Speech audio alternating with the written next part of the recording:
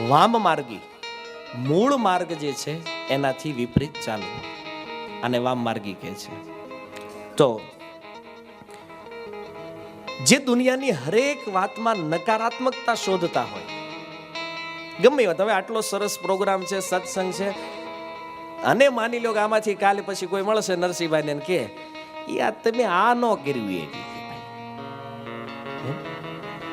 અને પ્રસાદમાં એને 3 આઈટમ આપી તો કે તમે યાર આ ન રાખ્યો નગર મજા આવી જાય, પણ જે છે ઈ ખાને ભાઈ નથી, હું કામ માથાકૂટ કરે. કહેતો કે તમારે આમ સંગીત રાખવાની જરૂર નહોતી, કેમ ના એમાં બહુ ન મજા આવી. કહેતો કે આ સ્પીકર આમ નતો જોતો, એ આ તમારે થોડુંક આમ ગોઠવણ કરવી હતી.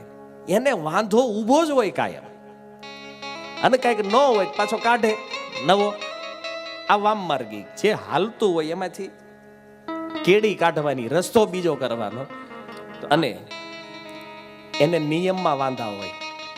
માની લો શાસ્ત્રોમાં લખ્યું છે કે ભગવાનના નામનો જપ કરવો જોઈએ, અને અહીંથી આપણે હવે ઇસ્કોન સંસ્થાથી અમે જોડાયેલા છીએ, તો અમે કહીએ છીએ કે ભાઈ પ્રતિદિન હરે કૃષ્ણ મહામંત્રની 16 માળા કરવી જોઈએ. પહેલો પ્રશ્ન ઉભો કરે, 16 જ હું કામ? અને માળા જ હું કામ કરવાની? વગર માળા એ નામ લઈ જ ન લે. અરે ભાઈ નિયમ છે ભાઈ, લેને હું વાંધો તને? તો કે ના ના વગર માળા લઈ. તો હવે એને ખબર છે કે તું માળા વગર 5 નામ જપ ને, 6ઠા નામે તો તું ક્યાંક અમેરિકા વયો ગયો હોય છે. ટ્રાય કરી જોજો ઘરે ક્યારેક એમના માળા વગર નામ લેવાની. કેટલા નામ હોય તો આપણે ટકીએ જ ને. આપણા ઋષિ મુનિઓએ જે નિયમો આપ્યા છે, જે સિસ્ટમ બનાવી છે ને, એ આ કળિયુગના જીવોના આવવા વાળા સમયને ધ્યાનમાં રાખીને બન્યું છે. બધું શાસ્ત્રોના નિયમો છે. એને ખબર હતી કે આપણે આ કેવા કેવા ટાઈપના માણસો આવવાના છે આગળ, અને એને સીધી લાઈને લાવવા માટે કયા કયા નિયમથી એને અંદર લાવી શકાય, એ રીતે એમણે આ શાસ્ત્રોના નિયમોને ડેવલપ કર્યા છે. ભગવાનનો આદેશ એ છે વેદોમાં કે વ્યક્તિએ પ્રત્યેક શ્વાસ ઉપર એક નામ લેવું જોઈએ. કોઈ પણ માણસ જગતમાં વસ્તુ કરીએ કે ખરો, મને કહો તમે? હરેક શ્વાસ ઉપર ભગવાનનું એક નામ, યોગ સિદ્ધિ વાળા સિવાય આ કોઈ કરી ન શકે.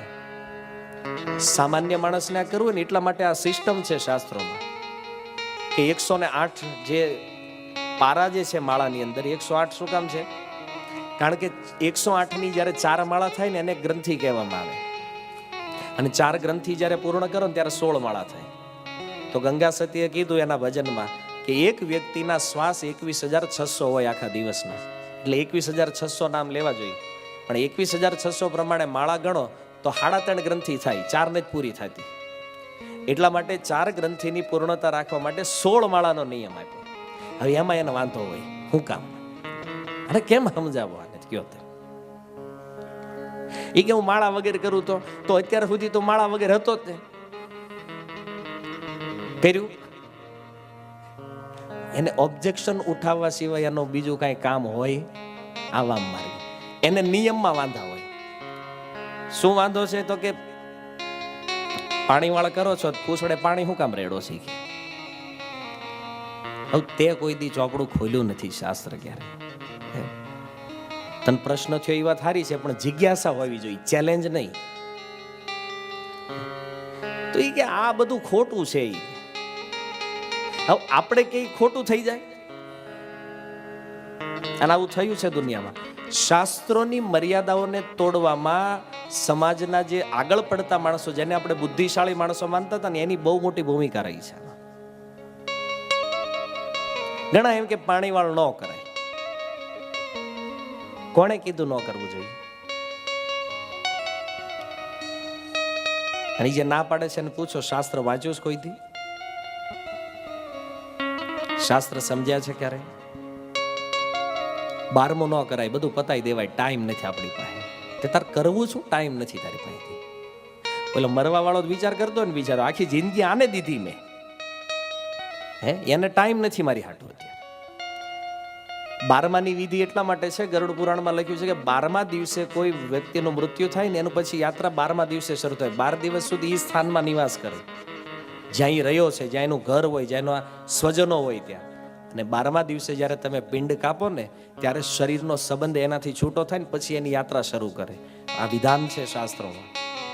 હરેક પરંપરાઓની પાછળ એક વૈજ્ઞાનિક કારણ છે. આ કોઈ આડેધડે નવરા હતા એટલે નથી બનાવી દીધી પરંપરાઓ, પણ આપણે ન જાણતા હોય એટલે ચોકડી મારી દેવાની, ટાઇટલ ખોટું બધું. આવા વામ માર્ગીઓની સંખ્યા ખૂબ વધી છે અત્યારે. આ ધર્મનો નાશ થવામાં એક કારણ આ છે. આ 5મું કરી નાખો ને 7મું કરી નાખો, 9મું. કોઈ બ્રાહ્મણ હોય ને ઘરનો તો પૂછજો ક્યારેક બિહારી, શાસ્ત્રમાં વિધિ જ નથી 9માની 7માની. એમ એક બ્રાહ્મણને પૂછ્યું તો તેમ કરાવો હું, તા કે 12મા વાળી એમાં. હવે આને કરવું છે શું કરવું ઈ કે અમારે. આખા બ્રાહ્મણ સમાજમાં કોઈ બ્રાહ્મણે ક્યારેય કર્યું છે 9મું 7મું 5મું કોઈ દી? આપણે થોડી ઘણી નોટો છાપી લીધી હોય તો પ્રકૃતિ આપણા ઈશારે કામ ન કરે. ઈ જેમ હાલતું હોય ને એમ જ હાલે. પછી 50 કરોડ આપણા ખાતામાં આવે એટલે હું શાસ્ત્રના નિયમો આપણે બદલી નાખશું એમ? આ વેમ છે, આ મૂર્ખતા છે. શાસ્ત્ર જે રીતે ચાલે છે ને એ પ્રકૃતિના વિધાન, પ્રકૃતિના નિયમો જે છે ને એ શાસ્ત્ર છે. અને એમાં હું તમે કે આ દુનિયાનો ગમે એવો માણસ કોઈ આમાં કોઈ બદલાવ કરી શકે નહીં ક્યારેય. અને જે કરી રહ્યા છે ને એના વિષયમાં કહેવામાં આવ્યું છે કે એ જીવતા હોવા છતાં મૂર્ખ છે, મરેલા છે. પરંપરાઓને જે માનતા નથી, લોક વ્યવહારને જે લોકો માનતા નથી, આ વ્યક્તિઓને અંગદ કહે છે કે આને વામ માર્ગી કહેવામાં આવે છે. અને આ લોકો પણ જીવતા હોવા છતાં મરેલા